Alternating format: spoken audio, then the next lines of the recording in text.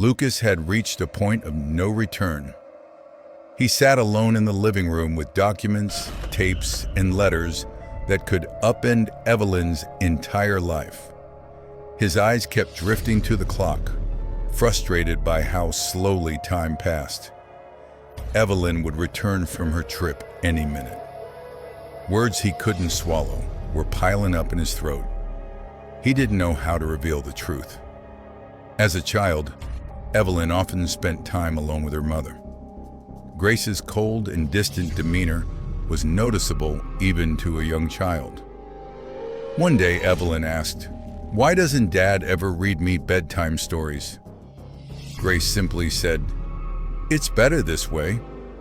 At the time, it seemed like a casual moment, but years later, those words etched themselves into her memory. Gerald, on the other hand, was overly involved, almost controlling. Once, when Evelyn was doing a family tree project for school, her mother threw it away and said, "Some things aren't meant to be explored, Evelyn."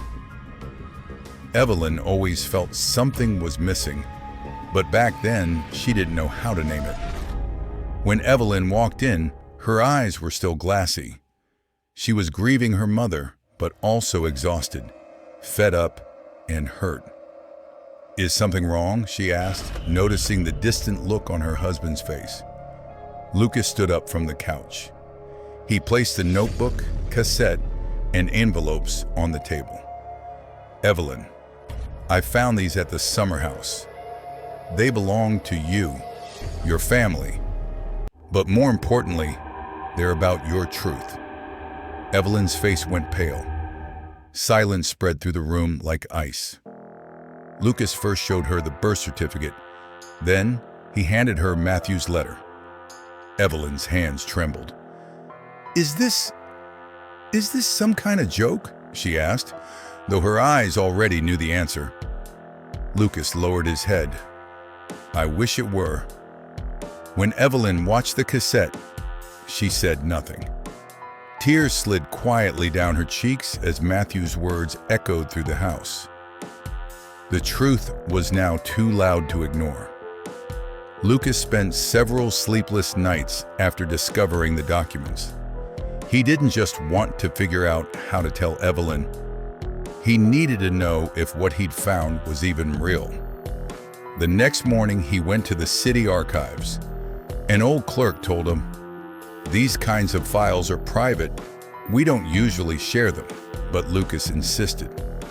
As the clerk retrieved the files, he muttered, "Sometimes too much knowledge becomes a burden." Lucas also tracked down one of Gerald's former colleagues. The man said, "Gerald was a good man, but there were things he never wanted to talk about." Those words echoed in Lucas's mind. The papers in his hands were no longer just documents. They were powerful enough to shake someone's entire identity. That night, Evelyn didn't speak. The next morning, Lucas found her in the kitchen staring out the window. "I don't even know who I am anymore," she said. "My mom, Gerald, they all lied." Lucas tried to get closer, but Evelyn stepped back. "I need time," she said. "This isn't just about who my father is. It's about realizing the foundation of my entire life was built on lies." Days passed. Evelyn withdrew into herself. Lucas tried to support her while also chasing another question. Was Matthew still alive? His research stretched from city archives to old bank records. Eventually, Lucas learned that Matthew had left the country years ago under a new identity. His last known location, Lisbon, Portugal. After returning from Lisbon, Evelyn could only fill the growing void inside her by writing. She kept the light on at night, staring at Matthew's notebook while scribbling down her own thoughts. Lucas would sometimes wake and glance at her, but he never interrupted. At first, Evelyn wanted to title the book Nameless, but then she reconsidered. This wasn't destruction, it was rebuilding. She named it Between Two Surnames. After reading the manuscript, a publisher said only one thing: "This isn't just your story, it's all of ours." Lucas approached Evelyn one last time. "If you want, we can go to Portugal together to face him." Evelyn took a deep breath. "I will go, but I need to do this alone." Lucas didn't respond. He just nodded. Sometimes the greatest support is stepping back. Evelyn packed her suitcase. Before boarding the plane, she turned to Lucas one final time. "Thank you for reminding me who I am." Lucas stood at the door, watching her leave. And in his heart, he whispered, "Some truths hurt, but they set you free." When Evelyn arrived in Lisbon, she had only one address: an old stone building in the Alfama district. It was the apartment Matthew had rented years ago and still owned. Her heart pounded. With each step, her identity shifted. Her mind flooded with questions about her mother, Gerald, and most of all, herself. An elderly woman answered the door. "Matthew?" she asked in English, recognizing Evelyn's accent. "He doesn't live here anymore, but his things are still upstairs." Guided by the woman, Evelyn climbed to the second floor. The room was simple but tidy. There were history books on a shelf, an old clock on the wall, dried flowers by the window, and a desk with an open notebook on top. On the page was a single line: "I hope one day you'll forgive me. But more than that, I know you'll learn the truth." The woman offered Evelyn some tea. They sat together. Matthew used to sit by that window every morning, holding a photo, just staring. He didn't talk much, but once he said, "My daughter's eyes look just like her mother's." Tears filled Evelyn's eyes. "He loved you," the woman said, "but always from afar." Evelyn sat and flipped through the notebook. Every page was filled with the life Matthew had wanted to tell her about, but never could. There were even mentions of Lucas. "I chose Lucas," one entry read, "because I knew one day he'd be strong enough to stand beside you." In that moment, Evelyn couldn't hold back her tears. She had still never seen her father in person, but for the first time, she truly understood him.